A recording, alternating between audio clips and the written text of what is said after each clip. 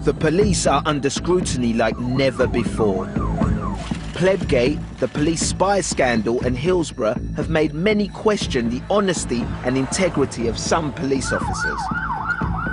Only 42% of black people from a Caribbean background trust the police. That is simply not sustainable. Now Dispatches investigates how they handle one of the most sensitive areas of policing, complaints of racism. You lost the that's your problem. Every time that you see a police car, you do think to yourself, okay, am I going to get stopped again today? We uncover the officer who a judge describes as racist, but is still serving. He said, oh, he's a let's give him a tail. The man beaten and racially assaulted who received money from the police, but no apology. I could hear officers saying, do you want another punch, you And for the first time ever, reveal what really happens when people complain about racism by the police. These are jaw-dropping figures. These are astonishing figures.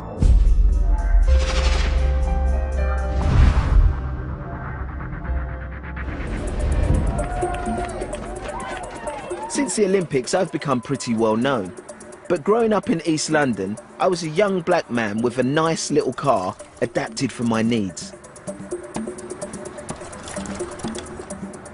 Now, I used to live down there, just a couple of roads away, and I used to get stopped and searched in my car by the police so often that I'd play this game, and that was to see if I could make it to basketball training without being stopped. And a lot of the times I lost, because I've been stopped on this road, and I've been stopped on all the roads surrounding here pretty regularly.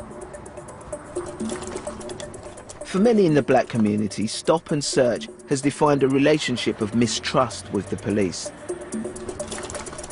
In recent years, there have been significant improvements in the handling of race issues by the police. There's been more community engagement, there's been more police officers from minority groups, and there's been more effort to tackle stop and search.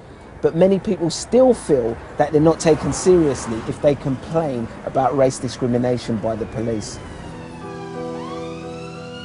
One man complained after an incident on this street in South London in 2008. At this bus stop, his two teenage sons were stopped and searched by the police.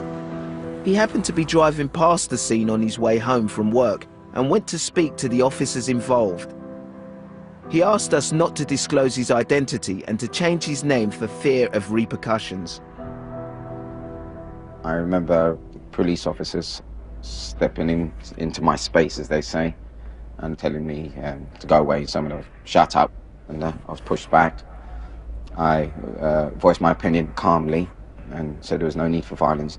At that point, I recall falling forward. I found myself on all fours. What happened? Someone pushed you from behind? Pushed from behind. Eventually, I was pulled back up. I had handcuffs on. I was placed in a headlock. I felt a couple of blows to my torso, but I was still disorientated. I just wanted to find out what was happening with my sons. David claims the abuse then became overtly racist.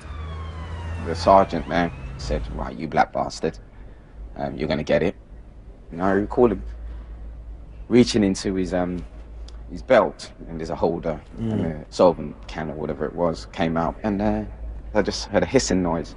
Now I know it's the gas, yes, gas. And I remember about 60% or so went into my mouth. I clearly couldn't breathe. Your eyes are burning, and you can hear your... You can hear your... when they're shouting out,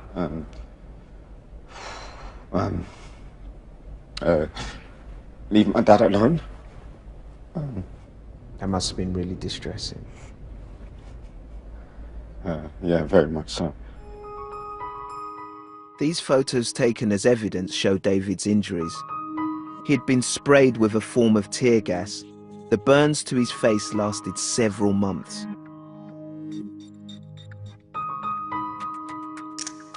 He wanted to complain about his treatment, but David found himself accused of assaulting two officers, and it was a year before he was found innocent of all charges. He then formally complained to the police. The process involves allegations being officially recorded and then looked into by the relevant police force. David accused the police of perjury, assault and racial abuse. The Metropolitan Police investigated. The officers denied all of David's claims, and none of his allegations were upheld. For every 1,000 complaints that have been submitted, I pretty bet my life on it that maybe 2 or 3% is actually upheld. Is David right? We wanted to know how his experience compares to others who've complained of racism. But the figures aren't publicly available. So we made hundreds of Freedom of Information requests to every police force in England and Wales.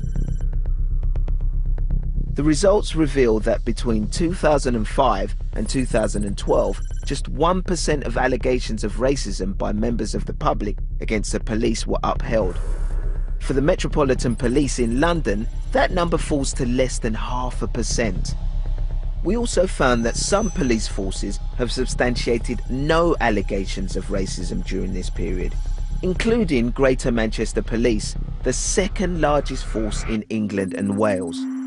When we asked them why, they told us they'd recently upheld 2 complaints, the first in 8 years. They said, "There are very clear improvements that need to be made, and this will now happen."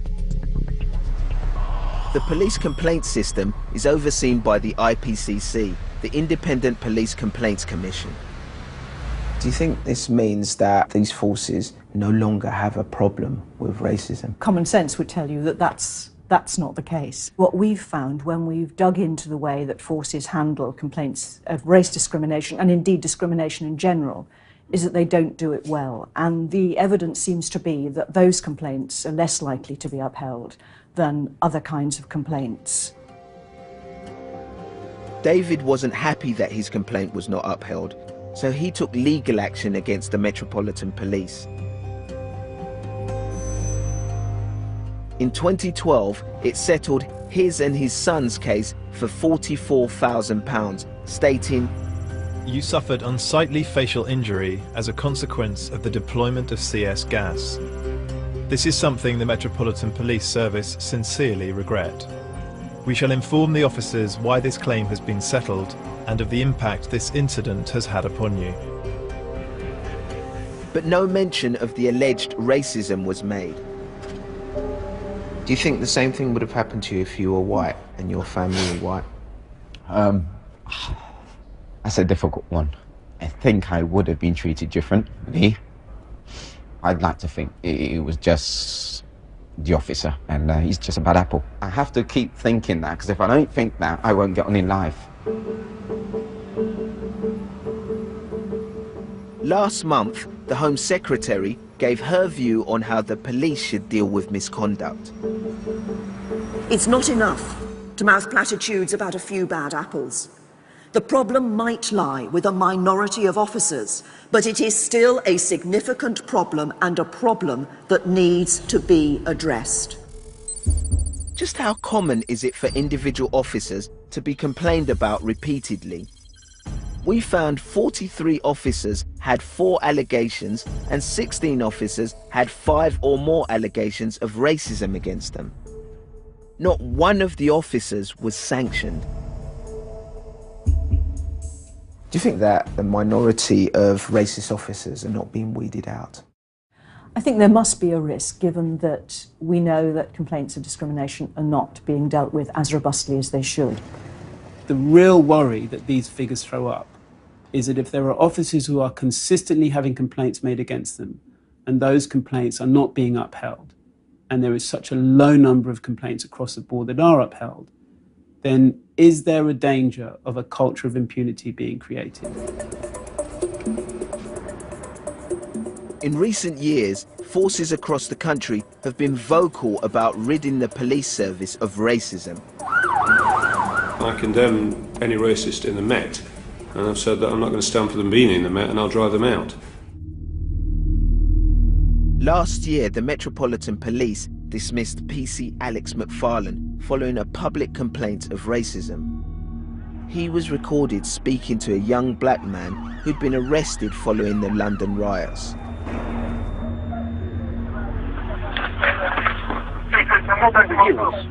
You'll always be a nigger, yeah? That's your problem. Yeah? I'll always be a nigger, that's what he said, yeah? You'll always have black skin colour, yeah? Initially, PC McFarlane was not charged in relation to the incident. But after the young man's lawyers threatened to challenge the decision and a recording was leaked to the press, criminal charges were brought. PC McFarlane lost his job following an internal police hearing for gross misconduct. He was the first Met officer dismissed as a result of a public complaint of racism in 10 years. When we looked at the way the Metropolitan Police were handling race complaints, one of the findings was that unless there was video evidence or CCTV or mobile phone evidence, if an officer said, "I didn't do that," that was almost where the investigation stopped. And that's what we found when we've looked more widely at the way discrimination complaints are dealt with. So we asked all forces in England and Wales what's happened to those officers where complaints of racism by members of the public have been upheld. Between 2005 and 2012, there were 77 times where officers were found to have committed racial discrimination. Of these, just 3 were dismissed and only 5 received serious sanctions, such as a written warning. There is no place for racism in the police service. That is a fundamental requirement of being a member of the British Police Service. And if an officer falls short of those high expectations, in some cases, immediately they ought to be dismissed. In other cases, depending on the circumstances, they might need other action to be taken against them to help them improve the way that they deliver services in the future.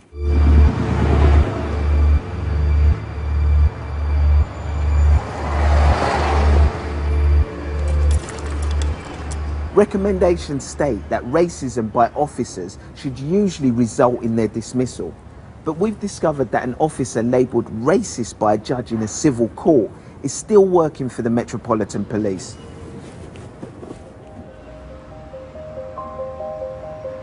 Old police habits re-emerge today.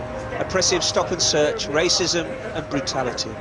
Mr. Farquharson, at 58 years old, was awarded damages of £250,000 for assault, wrongful arrest and malicious prosecution at the hands of 5 white officers. Silbert Farquharson was driving past this shop near Brixton in South London in 1995 when he saw his cousin being arrested. He stopped to speak to the officers involved. But then they grabbed me and pushed me up against the wall somewhere there, you know. And then while he had me against the wall, I look around and see the uniform officer aiming for my head with his baton. They picked me up in the air and threw me to the floor. Were you struggling? Were you fighting No, against I couldn't. The only thing I was fighting for is to breathe, you know, because they wasn't giving me time to breathe. The main one, he has his knees up in my shoulder and the other one down in this area. And while you were on the floor, what were they saying to you? I mean, they was using the F word, you know, black bastard. Silbert had 2 sets of handcuffs placed on his wrists. These caused him permanent nerve damage. Yeah. He was taken to Brixton Police Station, and along the way, his shoe fell off. According to statements in court, a PC Kevin Bridgman told another officer to tie the shoe onto the back of Silbert's belt. Bridgman, he said, "Oh, he's a coon. Let's give him a tail." That's his exact word. And they tie my shoe at the back of my loop and have my shit hanging. So imagine So that. they used your shoe to give me a tail.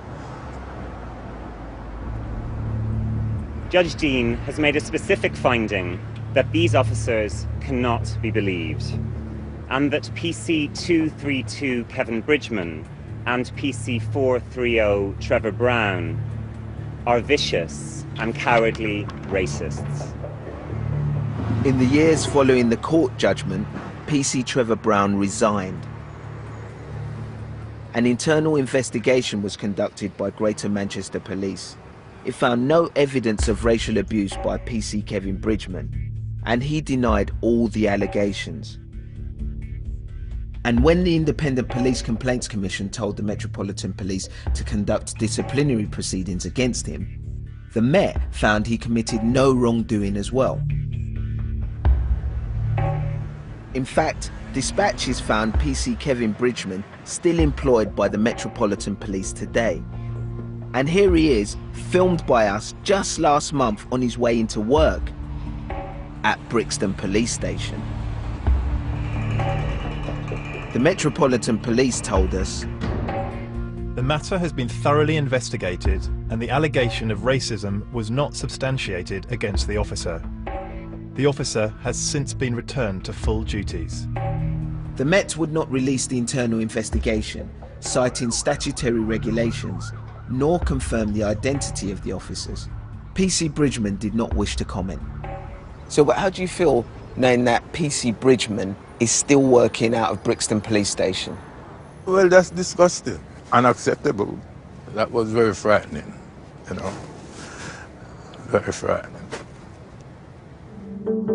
Coming up, the man who received money but no apology from the police. I could hear officers saying, "Do you want another punch, you nigger?"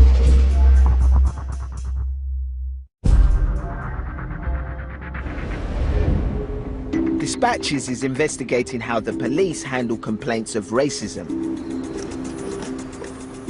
The murder of black teenager Stephen Lawrence in 1993 was a watershed moment in policing. The Met bungled the investigation and was later condemned for institutional racism. Since then, there have been strides to tackle racism in the police. But when it comes to the complaint system, Stephen's brother Stuart Lawrence has serious concerns. He complained after being stopped by the police whilst driving home in 2012. I've been stopped a number of times beforehand, and this time I felt that there was no real reason for the police stopping me. And why did you believe you'd been stopped? When I asked the officer why I'd been stopped, he said that he was naturally suspicious of me. I said, what are you naturally suspicious of? And he stated that he was a naturally suspicious person. And it's in my head, that just didn't make any sense. I couldn't come to another conclusion other than it was because I was black. Stuart's lawyer wrote to the Metropolitan Police complaining about the officer's behaviour. The Met investigated the complaint and found the officer had no case to answer. So we wrote to the IPCC and asked them to investigate. They said that it was wrong for them to stop me, and they suggested there should be a disciplinary hearing for this officer for race discrimination. The Met Police then had a disciplinary hearing that found that there was no case to answer and there was no action taken against the officer. That must be really frustrating for you. It just shows that the IPCC, as much as they want to make recommendations, as much as they want to see change, they're only a voice. And if the Met Police don't want to listen to that voice, they don't need to. We can find in our investigations that there is a case to answer, but the decision about what happens then and what happens to the officer concerned is a matter for the force. And we don't have any say over that. We can, on occasions, we can direct that they hold misconduct proceedings, but we can't always do that. As far as the police investigating themselves go, I do recognise that some members of our communities have some difficulty with this. But let me say on behalf of policing, the service is very clear in wanting to root out those people who let down the vast majority of those officers who perform really well. Our Freedom of Information requests show that just 1% of allegations of racism by the public against the police were upheld in England and Wales. Of the rest, more than half were not upheld, and a quarter were not pursued after the initial complaint. The rest were dealt with by something called local resolution. It's like having the complaint dealt with at the police station rather than it going to the complaints department. If there's a local resolution, it can't go to misconduct proceedings. But if you've got a complaint of race discrimination that's proven, it needs to go to misconduct proceedings. And for the first time, we can show the kind of language complained about that went to local resolution.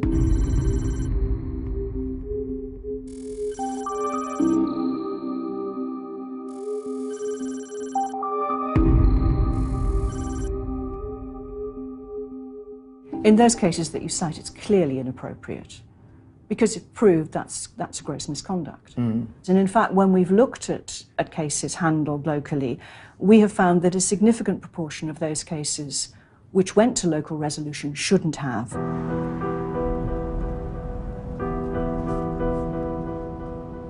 Now, the vast majority of complaints of racism against the police are not upheld, and some complainants choose to pursue justice through the courts.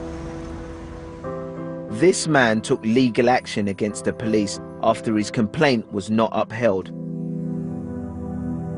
Up to 19 officers were involved in his incident, which went to court in 2011. A court has upheld a jury's decision that a Birmingham man was racially abused and assaulted when he was arrested by officers from the West Midlands Police Force. Don Lorenzo launched a civil action after he was held in a police cell for more than 23 hours. It's been 5 years of hell, 5 years of grief for my family, and 5 years of mental and physical pressure. In 2007, after an argument with his teenage daughter Kaya, she called the police. They arrived within minutes. So I approached the door and I opened it, and I was met by an officer. Kaya was behind me. I invited the officer in. He declined. Kaya said to me, "I'll go out and talk to him now, Dad." And I heard her as she stepped out of the door, apologizing for wasting their time. More officers then arrived. The lift door there opened. 2 officers rush out and head towards me. I was grabbed around my Adam's apple, and I think at the same time I was being punched, and I went down here. For a moment or two, everything went black and I blacked out. I ended up coming to my senses around here, and I was in this prone position where I was lying down, and I recall that this arm was being pulled at my back with a handcuff, and I was lying with this arm under my body. It was at this point where I could hear officers saying, "Do you want another punch, you nigger?" Court documents state that Don was dragged down 5 flights of stairs and deliberately manhandled so that he collided with several hard objects. He was then taken to Bourneville Lane Police Station without being told if or why he was under arrest. There he was thrown to the floor, handcuffed and left naked, as shown in this police CCTV.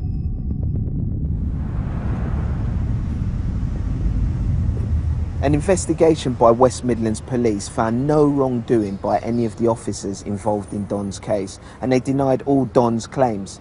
But the court awarded him £17,000 in damages. But despite the court's findings, West Midlands Police offered no apology. Unfortunately, it's quite common to see a situation where the police don't consider it appropriate to discipline an officer, but when it goes to court, the court makes a finding that the officer has behaved unlawfully. We can now reveal that 25 police forces have upheld 42 allegations, but paid out 52 times. 45 of those were by the Metropolitan Police, even though they only upheld 13 allegations of racism. Either the police are paying out on complaints that are unmeritorious and wouldn't result in a finding, or alternatively, the complaint system is not making findings against police officers in circumstances where the police know a court would. If it's the second reason, and many of us think it may well be, then something's going wrong with the complaint system. We asked the Met why they had paid out almost 4 times as often as they upheld complaints. They told us, "We will defend our position, but out-of-court settlements with no admission of liability will also form part of the consideration in order to avoid costly litigation. Where we believe we, or one of our officers, has been in the wrong, we will accept responsibility and take appropriate action."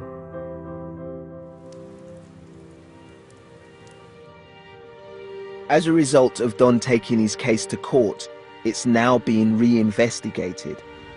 This time not by the local police force, but by the IPCC. 7 years on, none of the officers involved have been sanctioned. All the forces we spoke to said they take allegations of racial discrimination by officers seriously. What we need to be very robust about is, one, how do we enhance public confidence in the system so that when they complain about these people, we can do something about it, and how we can be even more proactive as a police service in identifying who these individuals are and getting rid of them. It's clear the police are trying to improve, but there's a long way to go. They take an oath to serve and protect the public, and it has to be by public consent. We as the members of the public need to be having faith and trust in the police for it to really work. And that may be the point. Until everyone has faith that any complaint will be dealt with seriously, the issue of whether we can fully trust our police will remain.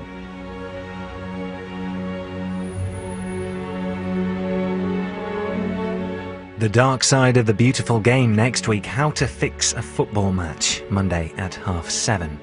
Next tonight, low on price but high on nom nom nom, Jamie Oliver's money-saving meals.